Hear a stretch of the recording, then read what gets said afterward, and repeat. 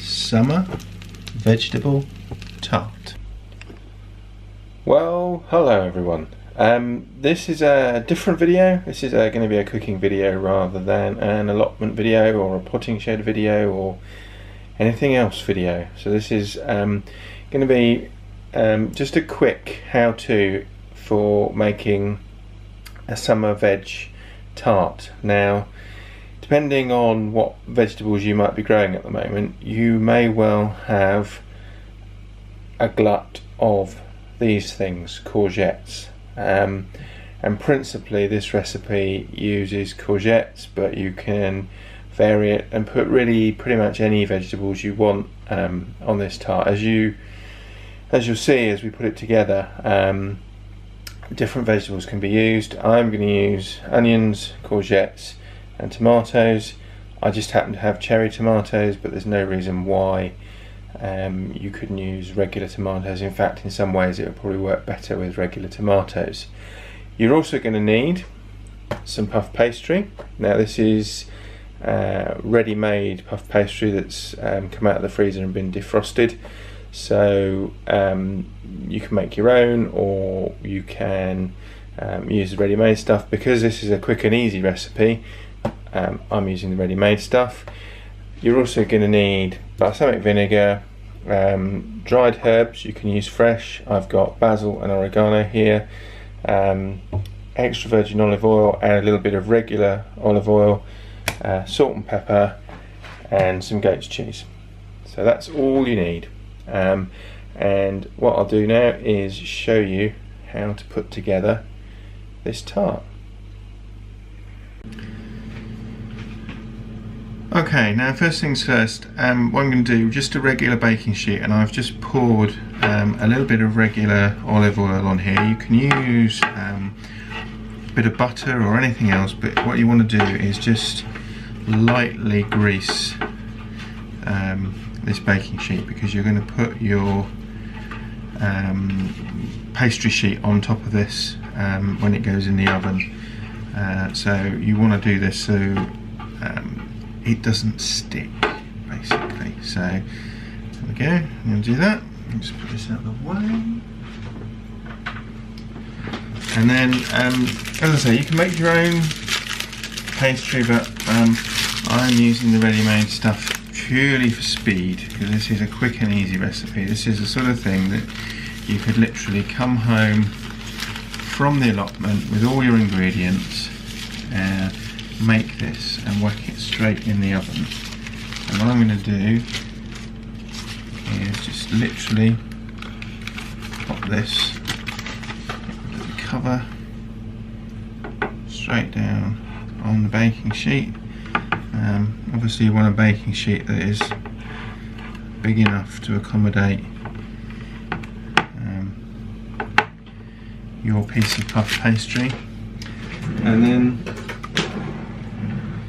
taking a sharp knife, and I'm just going to zoom in for this a little bit so that you can see what's going on. So what you want to do is very carefully, you don't want to go all the way through, but about a centimetre in from the edge of the sheet of pastry, you just want to score a line. Don't go all the way to the end. And then you want to do the same on all four sides.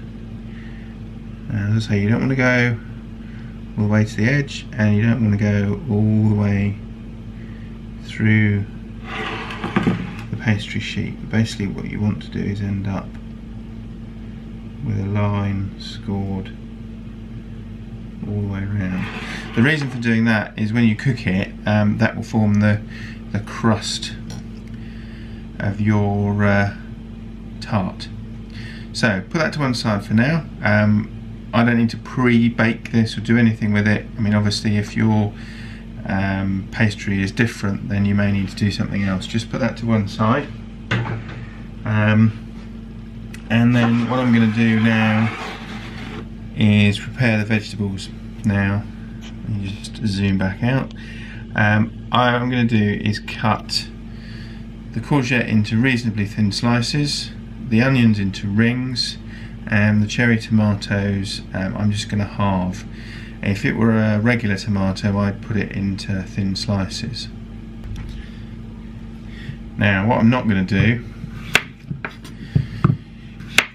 is force you to watch me slicing lots of vegetables.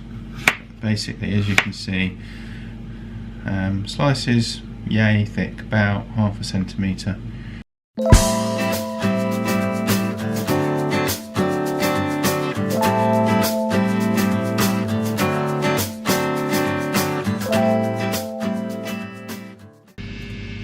Well, as you can see, that's all the prep done.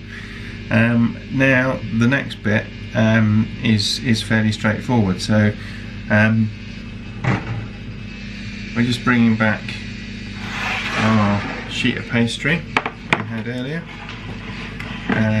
and all that we're going to do is literally pick our circles of veg, and starting with the onions, is literally just lay them in rows, overlapping a little bit, down the length of the pastry. Now obviously, depending on, as I say, how big you've cut things and what sort of size slices of various different things you've got, will kind of dictate how much. Try and stay within that line that you've scored, purely because it'll keep everything, in theory, on the tray when it's in the oven. I say you can put any veg you like on this. This is really a universal kind of base. The only thing I will say is if you're using kind of very wet veg, be a little bit careful about how much you use, because it will soak into the pastry when it's cooking and you might end up with a bit of a soggy tart if you're not very careful. If you're using cherry tomatoes, I find they catch and burn quite quickly if you put them as the very top layer. So what I would say is, if you're using cherry tomatoes like I am, sandwich them between, in this case, the onions and the courgettes, and that way they won't burn quite so easily.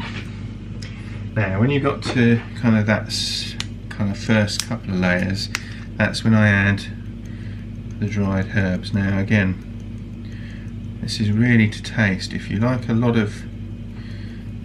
really herby, then add a lot of herbs. If you don't, then don't add very much.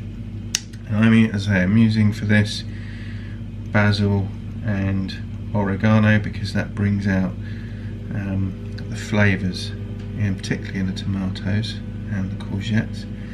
But you know, you can use again different herbs, a bit of rosemary or a bit of parsley or thyme, depending on what you fancy. And then finally layer off with your courgettes.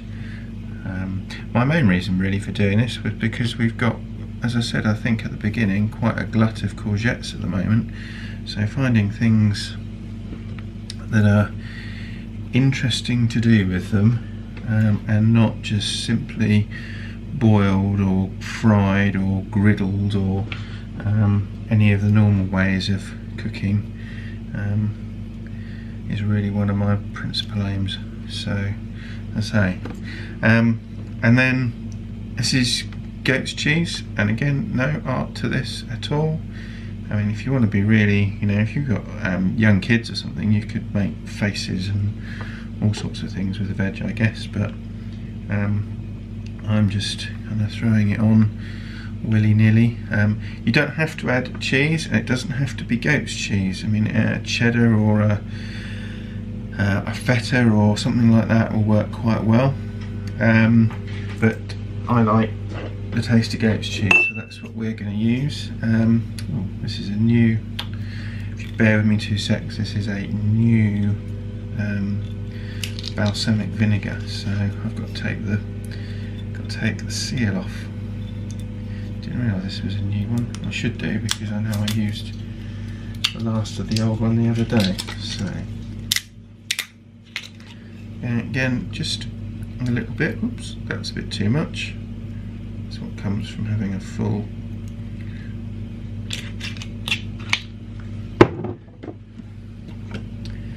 and then also just a little sprinkle of extra virgin olive oil. Again, not too much. This is partly to help cook the veggies and partly for taste, so that'll do. And then finally a good spritz or grind, or whatever you want to call it, of salt and black pepper. And then this goes in the oven, depending on what the pastry you're using is, and as I say, depending on who manufactures it, whether you make it yourself. But this is going in 200 degrees for about 20 minutes. So let me just pick the camera up, spin you around, and just show you the final version. So there you go. That is one summer veg tart ready to go in the oven, and I'll bring you back when it comes out of the oven. And there we go, summer vegetable tart. Just to give you a bit of a better look. So that's all there is to it. All you need to do now, cut and serve. Green salad, or any sort of salad for that matter, goes really well with this, or to be honest, just eat it on its own. Hope you've enjoyed the quick video. Thank you for watching, and I'll speak to you again soon. Take care now. Bye bye.